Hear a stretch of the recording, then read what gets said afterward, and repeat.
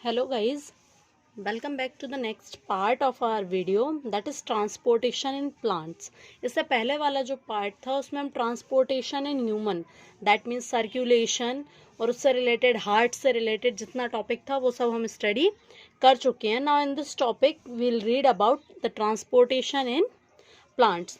तो अगर बात करते हैं ट्रांसपोर्टेशन इन प्लांट्स की, तो प्लांट्स में दो चीज़ों का ट्रांसपोर्ट होता है एक जगह से दूसरी जगह. First is water and minerals, roots absorb करती हैं वाटर और मिनरल्स एंड देन पूरे प्लांट्स में उसका ट्रांसपोर्टेशन होता है. Then second is food. ठीक है, फूड का भी हमें पता है कि फूड कहाँ बनता है, लीव्स में.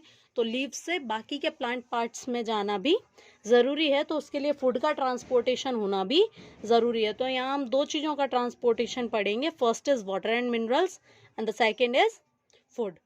तो वाटर एंड सबसे पहले तो इन दोनों ट्रांसपोर्टेशन के लिए, वाटर और मिनरल्स के ट्रांसपोर्टेशन के लिए प्लांट्स में एक टिश्यू पाया जाता है जिसको हम बोलते हैं जाइलम, और वहीं फूड के ट्रांसपोर्टेशन या ट्रांसलोकेशन के लिए एक टिश्यू पाया जाता है जिसको हम बोलते हैं phloem.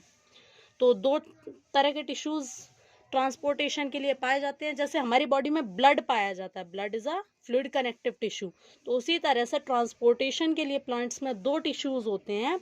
One is xylem and the other one is phloem. Xylem is for water and minerals and phloem is for the translocation of food.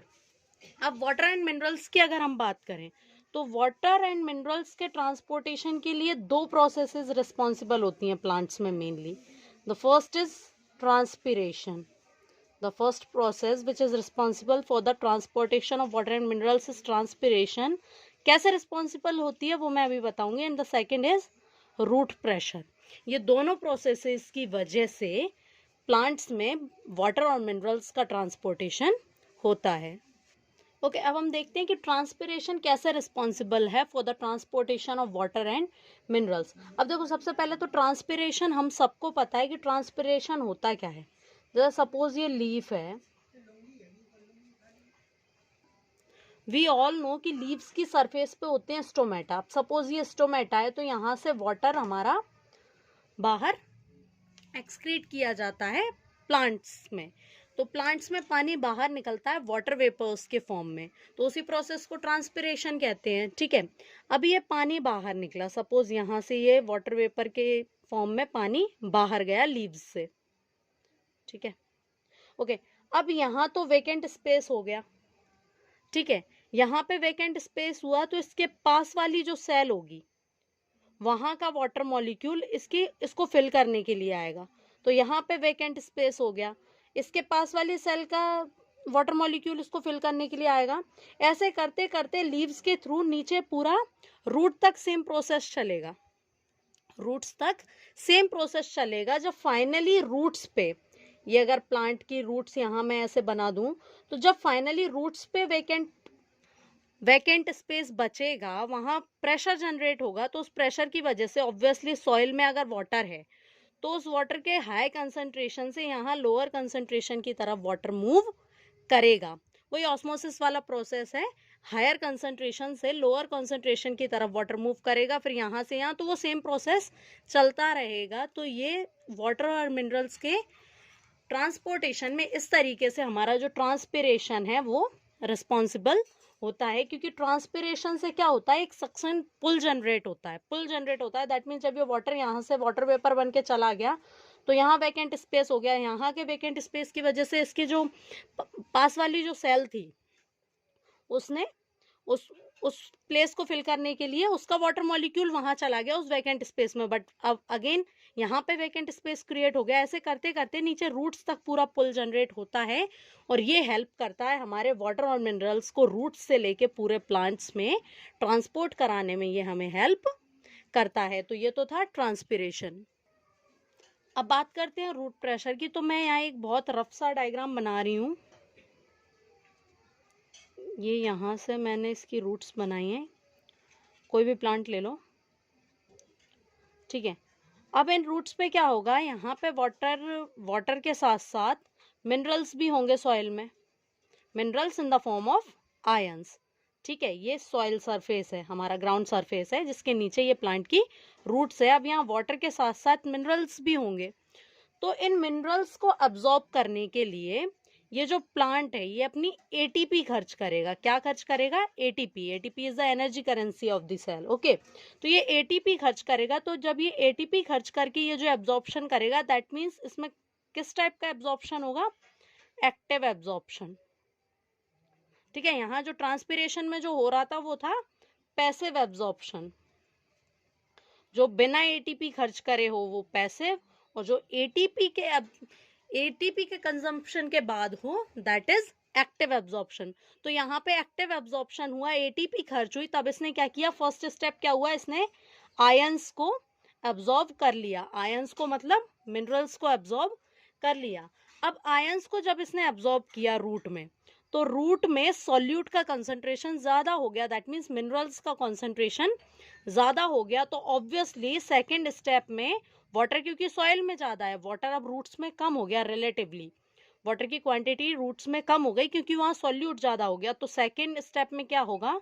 Water roots के थ्रू एब्जॉर्ब कर लिया जाएगा। वाटर को पैसिवली भी एब्जॉर्ब कर लिया जाता है, इसलिए उसके लिए एटीपी खर्च करने की जरूरत नहीं होती है। तो ये होता है root pressure. Root pressure generate होता है आयंस को एब्जॉर्ब करने की वजह से, देन फिर वाटर को एब्जॉर्ब कर लिया जाता है। तो ये दो प्रोसेसेस थी वाटर और मिनरल्स के ट्रांसपोर्टेशन की, जो कि कौन से टिश्यू में होता है? जाइलम में। नाउ अब जो फूड जो ट्रांसपोर्ट होता है उस प्रोसेस को हम बोलते हैं ट्रांसलोकेशन। हम ट्रांसपोर्टेशन ऑफ फूड नहीं बोलेंगे, हम उसको बोलेंगे ट्रांसलोकेशन ऑफ फूड। तो ट्रांसलोकेशन फ्लोएम में होता है। ओके, एक चीज और है यहाँ पे थोड़ा सा ध्यान देने वाली, कि जाइलम का जो काम होता है वो यूनिडायरेक्शनल होता है। जाइलम का जो काम होता है वो यूनिडायरेक्शनल होता है, दैट मीन्स एक ही डायरेक्शन में, जबकि फ्लोएम का जो काम होता है वो मल्टी डायरेक्शनल होता है।